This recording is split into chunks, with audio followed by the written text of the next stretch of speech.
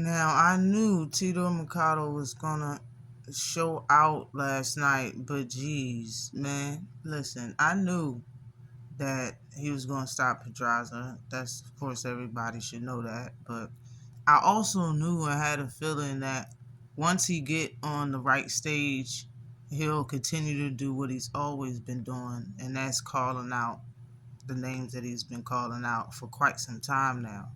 This isn't anything new just to us. Tito Mercado and Keyshawn Davis has had a beef since the amateurs. Okay, a lot of people just don't know about it. But he's expressed the beef that he's had with a few top ranked fellas, and I guess he's trying to cut the head of the snake and going right for Shakur Stevenson. But this isn't new to Shakur. Okay, he knew that Tito Mercado would probably want to fight him. He knew this. You know what I'm saying?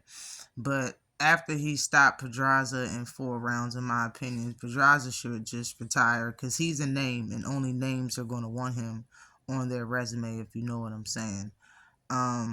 Tito Mercado called out Shakur Stevenson while he was ringside at his fight last night when he fought Pedraza. He called him a B and everything. I'll just let you listen to it.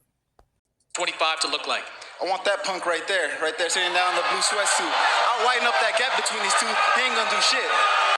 Yeah, shut up, pussy. Now, of course, Shakur was ringside listening, so he was calling him a B back, but that was pretty much it. He didn't get in the ring, none of that, you know what I'm saying? And it kind of went on. It went back and forth a little bit, but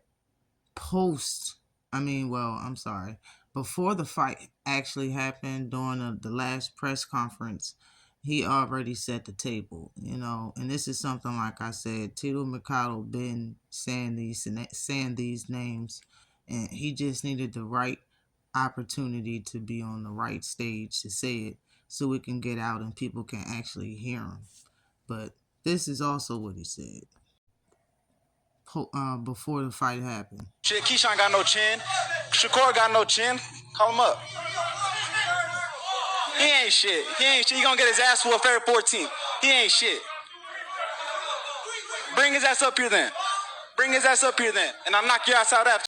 Now, I have to say, besides the profanity, of course, but that's the way you talk trash. That's what I like to see. Instead of a fighter try to break down the reason why they don't have accolades, or the reason why they're not going to the Hall of Fame, or the reason why they don't deserve a fight or deserve this. And instead of talking like that about the people that want to fight you, just, like, this is how you talk trash. Talk about how you going to beat them and they flaws about fighting, instead of the weak stuff that's really been going on with a lot of these fighters that be talking about stuff that actually don't matter when it comes down to two people fighting. But Shakur was asked about this after the fight, after everything, the whole card was over. He was asked about how he felt about Tito Mercado's choice words, and this is what he had to say. I don't have nothing too much to say about him. He fight at 140 pounds, right? Yeah. What are we talking about? I guess he's the one that brought your name up. So I know. This is called clout chasing.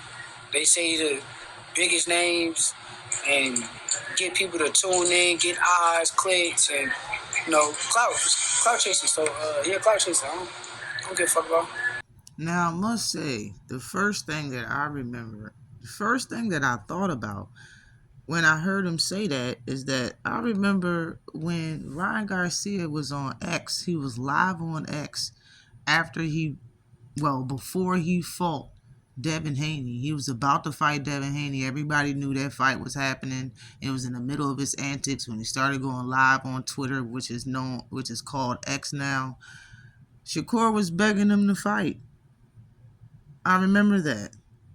He was begging Ryan Garcia for a fight live on X, and Ryan was like, if I don't get the Tank Davis fight, I swear I will fight you. And he was like, oh my God. Like, I remember that, Shakur. And you knew Ryan wasn't fighting at 135 pounds. You knew that. When he fought Oscar Duarte before that, it wasn't at 135 pounds. But you was begging. I remember that. Always contradicting himself. But that wasn't all he had to say. Now it's like a lot of lame shit. It's a lot of clout. Like how you just said it. What's the guy name? Tito Mercado. He make niggas like him make the shit lame because it's like, bro, you talking about fighting me, but you at 140, bro. You just calling my name out to get views. If a contract come across your desk, will you even fight me, bro? You never know with these dudes. So I just think it's a lame game. Well, again, a contract, not a contract, but Gervonta Davis' team contacted you for a fight and you said, no, I don't want the one fight deal. I want a multi-fight deal. After all of these years, you could call it clout chasing of what you've been doing because you really didn't. You haven't fought him. Like you've just been talking this whole time. When now that the fight is ready to happen, and you sat right there with Kenny, with Coach Kenny Ellis and said that you're gonna fight Tank in 2025. Now is the time, and you want a multi-fight deal, or probably the fight might not even happen. Like you want to talk about lame stuff.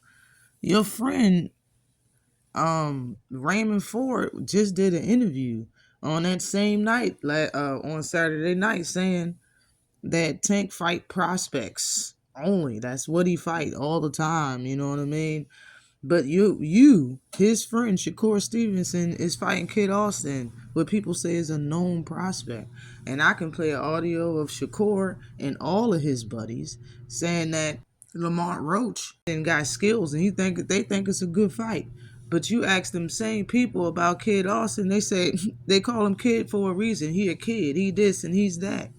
It's more people saying good things about Lamont Roach than they are Kid Austin. But back to Ernesto Tito Mercado. Listen, this man is a problem. I see now when fighters call out these very talkative and active fighters like Shakur Stevenson, Keyshawn Davis, and such. When fighters call them out, they're quick to respond when they want to fight. And other fighters call them out, like Tito Machado and Edward de los Santos, they say nothing. Like I said, like this, they know each other from the amateurs. Him and Keyshawn and a few other people that's on Top Rank. He's already expressed the whole issue and the problem. This is a guy. These people know about him.